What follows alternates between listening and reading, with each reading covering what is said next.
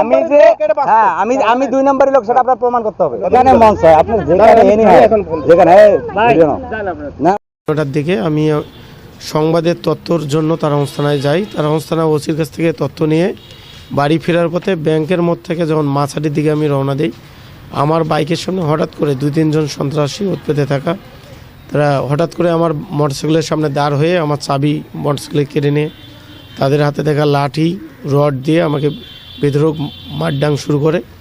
এক পর্যায়ে আমি চিৎকার দিই যে আমাকে সন্ত্রাসী হামলা দিছে, আমার পকেটের টাকা ছিনিয়ে নিচ্ছে, আমাকে বাঁচান। আশপাশের লোকজন সকলে দৌড়ে আসে, তখন আমার পকেটে থাকা 50,000 টাকা সহ সন্ত্রাসীরা দৌড় দিয়ে পালিয়ে যায়।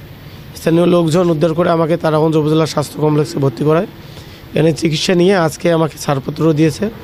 আমি তারাগঞ্জ থানায় একটি এজাহার দায়ের করেছি এবং এজাহারটি তদন্ত করে তারা মামলা নিয়েছে বলে আমাকে জানিয়েছে এবং আসামি ধরার চেষ্টা করতেছে।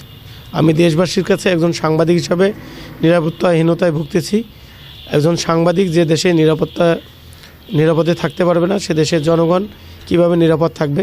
এই সন্ত্রাসীদের আইনের আওতায় এনে দৃষ্টান্ত তৈরি করতে হবে, যাতে আমার মতো আর কোনো সাংবাদিক সন্ত্রাসীদের হামলার শিকার না হয়।